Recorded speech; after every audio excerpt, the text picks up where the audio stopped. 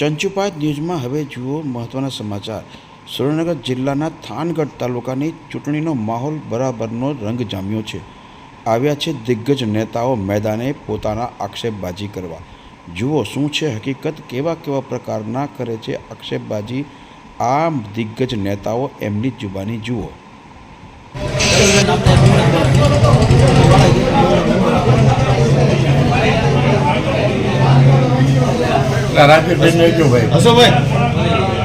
શું કહેશો શંકરલાલ, આજે તમે આ થાનની મુલાકાત આવ્યા છે, કેવા તમારા પ્રતિસાદ છે?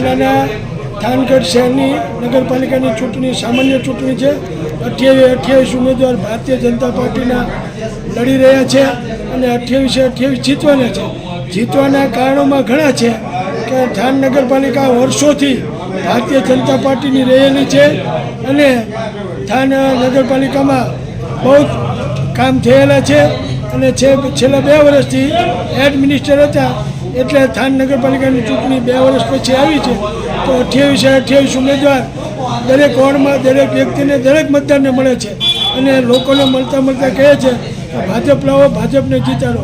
અને મતદારો પણ એવું વિચારે છે, કેન્દ્ર સરકાર ભારતીય જનતા પાર્ટીની છે, ગુજરાત સરકાર ભારતીય જનતા પાર્ટીની છે, તો જો કામ કરો હોય શહેરના તો ભાજપના જ ઉમેદવારને જીતાડવા। રોડ, રસ્તા, પાણી, લાઇટ, સફાઈ દરેક કામગીરી સારી થશે અને સારા કામ થશે એનું અમે ખાતરી આપી છીએ લોકોને, એટલે લોકો ભાજપને મત દેવાના છે। શું કહેશો તમે, તમારું નામ હતો? હાલ થાનગઢ નગરપાલિકાની ચૂંટણી માહોલ એકદમ પરફેક્ટ જામ્યો છે અને થાનગઢની પબ્લિક, ભાઈઓ બહેનો તથા 18 આલમના વ્યક્તિઓ ભાજપને જખી રહ્યા છે કે જે અધૂરા કામો છે એ સત્વરે ભાજપની બોડી આવશે અને 28 સીટો અમે જીતીશું એવી પ્રજા તરફથી અમને માહોલ જોવા મળ્યું છે।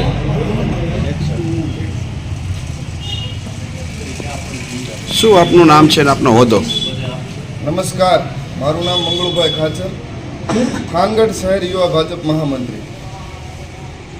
આગામી સ્થાનિક સ્વરાજની સામાન્ય ચૂંટણી થાનગઢ નગરપાલિકામાં જ્યારે યોજાઈ રહી હોય, તારીખ 16 ફેબ્રુઆરીના રોજ થાનગઢ નગરપાલિકામાં 1 થી 7 વોર્ડનું મતદાન છે।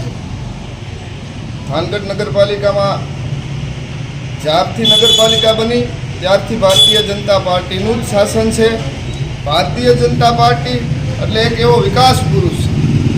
અમે જાણીએ છીએ કે છેલ્લા 2 વર્ષથી થાનગઢ નગરપાલિકામાં વહીવટ શાસન હોવાથી થાનગઢની પબ્લિકને થોડીક અગવડતા પડી છે, પણ જે અગવડતા પડી છે એ સગવડતામાં પણ અમે જ ભારતીય જનતા પાર્ટી જ એમાં પુરવાર થવાના છીએ। આ મીડિયાના માધ્યમથી થાનગઢ નગરપાલિકાની તમામ જનતાને હું એવું જણાવવા માંગીશ કે ભારતીય જનતા પાર્ટીને તમે 1 થી 7 વોર્ડમાં 28 બેઠકમાં સંપૂર્ણ બહુમતી અપાવો અને અમને એવો વિશ્વાસ છે, અમારા પ્રમુખ, અમારા જિલ્લાના આગેવાનોએ ગ્રાઉન્ડ લેવલ ઉપર જઈ 1 થી 28 સભ્યો સાથે રહી અને ગ્રાઉન્ડ લેવલ ઉપર જઈ અને બધા જ વિસ્તારમાં પોતે પ્રવાસ કર્યો છે। સામાજિક આગેવાનો, ધાર્મિક આગેવાનો બધા સાથે મળી અને અમને સારો પ્રતિસાદ મળ્યો છે અને અમે એવું આત્મવિશ્વાસથી કહી રહ્યા છીએ કે આવતી 18 ફેબ્રુઆરીએ જ્યારે રિઝલ્ટ આવવાનું છે ત્યારે થાનગઢ નગરપાલિકા એવી બહુમતીથી ભારતીય જનતા પાર્ટી 28માંથી 28 સીટ ઉપર બહુમતીથી જંગી લીડથી આવે છે। અસ્તુ, ભારત માતા કી જય। શું છે આ તમે શહેર પ્રમુખ તરીકે હોદ્દો ધરાવો છો અને શું આ તમારા એજન્ડા આગામી, શું તમારી રણનીતિ છે? ભારત માતા કી જય, વંદે માતરમ, રામ ધણી વાસુકી દાદાની જય।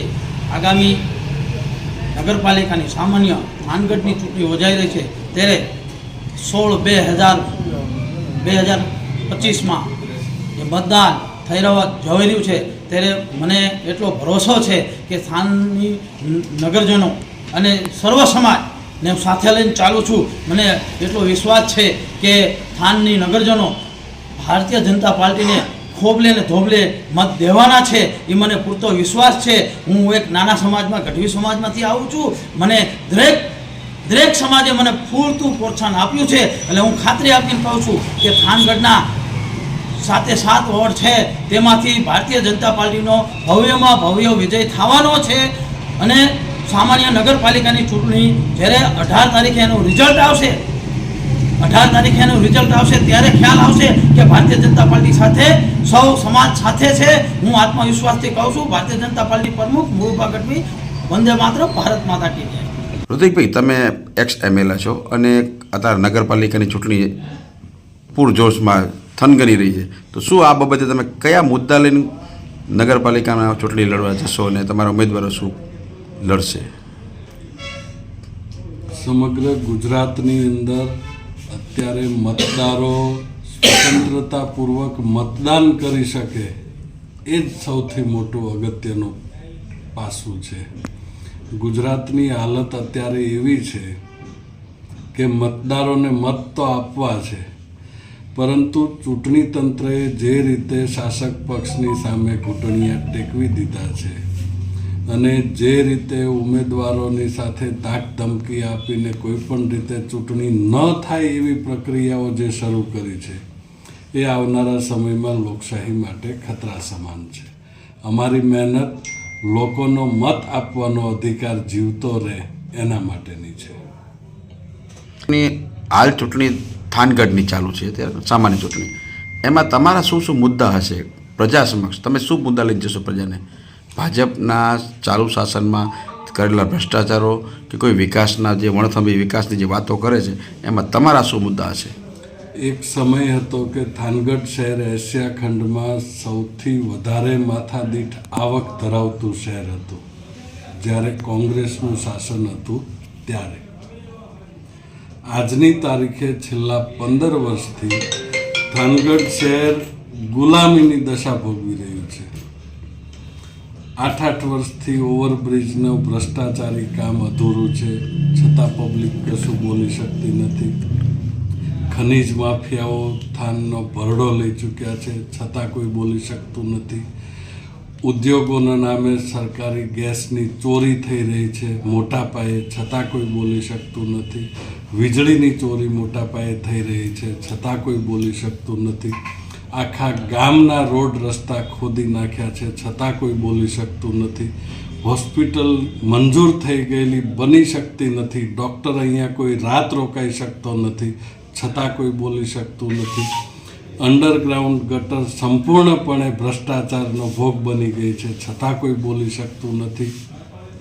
હાઈસ્કૂલનું મકાન, એક સમય એવો હતો કે સુરેન્દ્રનગર જિલ્લાની સંખ્યાની દ્રષ્ટિએ સૌથી મોટી હાઈસ્કૂલ થાનગઢ હતી, સૌથી સમૃદ્ધ અને સારી હાઈસ્કૂલ થાનગઢ હતી. સન્માનની શાહબુદ્દીનભાઈ જ્યારે આચાર્ય હતા ત્યારે આ હાઈસ્કૂલની નોંધ સમગ્ર રાજ્યની અંદર લેવાતી. આજે એ હાઈસ્કૂલની દશા શું છે? કોઈ વાલી પોતાના સંતાનને હાઈસ્કૂલમાં અત્યારે ભણાવી શકે અથવા પોતાની મરજીથી ભણાવે એવી સ્થિતિ બિલકુલ નથી. ટૂંકમાં કહું તો થાનગઢ છે એ એક પ્રકારે દબાઈ ગયેલું શહેર છે, મૂંગું પ્રાણી થઈ ગયું છે. તમામના મોઢા સિવાઈ ગયા છે એવી તમારી વાત છે, 100% છે.